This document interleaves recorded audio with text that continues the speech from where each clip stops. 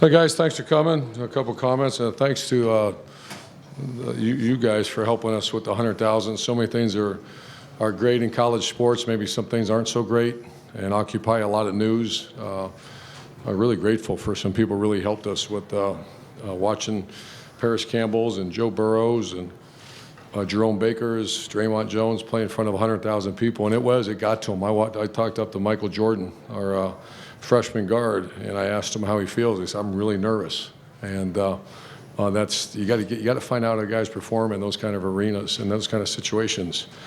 And I'm extremely grateful to Ohio State Buckeye Nation for doing that today. That was awesome. And our strength coach made a couple calls and asked for good weather. It happened. Coach Marotti's in charge of weather, and just of all the.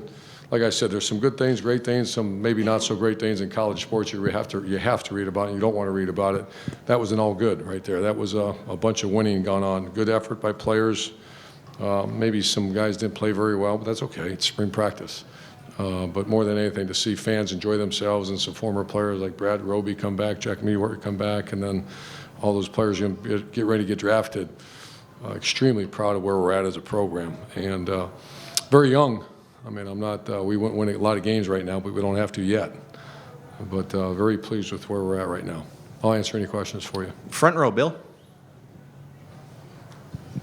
What did you like and what didn't you like from today? I liked our defensive line. You know, there's Mike Hill, Draymond Jones was all over the field today. Jay-Sean Cornell played well. I think Joylyn Holmes and Sam Hubbard played well. Tyquan Lewis didn't play, so you have to pick up the pieces of what left the program. The message was very clear to our team, and if you're going to play quarterback at Ohio State, you need to be a Heisman candidate. So I don't need phone call. Well, my son, I should be able to play. No. If you play quarterback at Ohio State in this offense, you have to be a Heisman candidate, or we're going to suffer. You have to be a high draft pick to play defensive end, and we're not embarrassed. We're not ashamed to say that's what has to happen. If you play receiver at Ohio State, you have to start in the National Football League. That's what's happened the last. From Bubba Caldwell at Florida to, some of the great receivers we had there to carrying on here with Philly Brown, Devin Smith, and continued with Mike Thomas, who's going to leave us, and then same thing with tight end, Marcus Ball. You're following Jeff Hireman and Nick Vanette. You have to be an NFL tight end.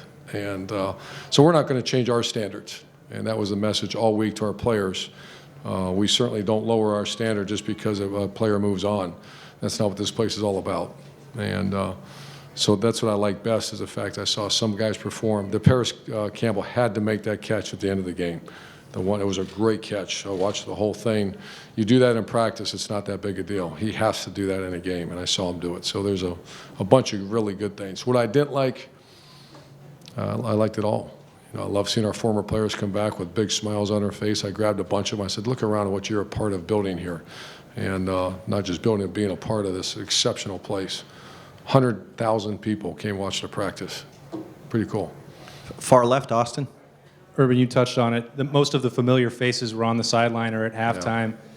Yeah. You have said since January you didn't need a reminder, but maybe for fans or the public, was this an example of there's a lot of talent walking out the door and how difficult it may be to replace them with all these young faces? Well, there's a common denominator, going all the way back to Bowling Green. The teams that have great success, they're the ones that come back. If you were part of a really bad class, you didn't play well, those kids don't come back because what are they going to come back for? And say we were the average ones. And so, University of Utah, to see those kids come back, they're part of the 12-0 team. To see Florida, the 2 national championship teams come back. To see the teams now, I'm seeing, to see, the Mewhort and the Zach Borens come back and look around, and it's just, talk about making your day. For the rest of our life, the Zach Borens all the way up to Eli Apples, and this is their home, and they come back and be extremely proud of what they've done. Front row right, Tim. Yeah, Urban, speaking of quarterbacks, Joe Burrow had a big statistical day, but he also seemed extremely accurate. Has he been coming on as the spring went on, and what did you just see out of him today? Yeah, Stephen Collier also had the last 2 weeks were pretty good. I think he played okay, too, in the game. I haven't got to see it, but he took the team down the field and drove the ball. Joe Burrow has been coming on. He was a guy that last year I had my concerns last season, just arm strength, release, twitch, ability to run the ball because you have to do that. And he's gotten better, but he's a grinder. He comes from a really good family that's tough people, and you can see him starting to grow. And you see coming out of this, Torrance Gibson. Got a long way to go. Yeah, yeah, I hope so. Yeah, you know, it's a freak, but he's got to go get the ball. And you know, he's 6'4", whatever he is, and he's got a 35-inch vertical jump, and we're going to teach him how to use that thing, because he's a very good young man. He's trying really hard. It's a position switch. You know, he was a quarterback in high school. Far left, Ari. Urban, speaking of, just after what Austin asked about watching talent go out the door, you hearing names like Joe Burrow, Torrance Gibson. We've asked you over and over again about Mike Weber for 14 months to kind of see them all on the same field, maybe on different sides of the ball at times. But could you see your future kind of coming together a little bit when some of these guys? And then, of course, how'd you think Mike Weber played? Yeah, I do see it, and I'm like I said, I'm going to go home. I'm very pleased. I'm good. I'll probably watch the film and get sick to my stomach. But what I saw today was the future's bright at Ohio State. It's just there's a gap there a little bit. Whenever you lose 9 juniors, there's a gap, and whenever you have a gap, you know, it's like missing a recruiting class. When you lose that many players, the most I think we lost is 6 one year. That's a 6 premier players you're losing. So you get that gap, and someone's got to, and that's up to the staff to get the, because there's a lot of talent. Just got to push them up a year. Do you have any comments on just Mike Weber from what you saw out there? Yeah, I think he played really good. You know, on purpose, we didn't pound people today. It was more of a throw offense. But on the one drive where, you know, I kept calling the play saying I want to see him do what he can do. And Carlos Hyde was there, so they're starting to compare him to Carlos Hyde. Easy now. He hasn't reached that level yet.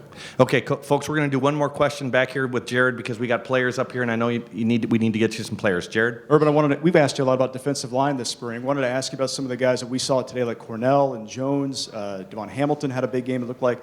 What's your impression of them as a group now as you leave spring and maybe the growth they've made? Oh, there's a lot of pressure on Coach Johnson, that unit. You know, when we won the national championship, the defensive line played as well as anybody team in America, and a good chunk of those guys are gone. So I think they're talented, very eager. We have an excellent D-line coach, and good thing we're allowed to spend time with our players now in the summer. The old days, you were done. They weren't allowed to even talk football really with them until August. Now we get to still spend time with them. And so the learning process has to continue. But we finished pretty good in the defensive line the last few practices. Thank you.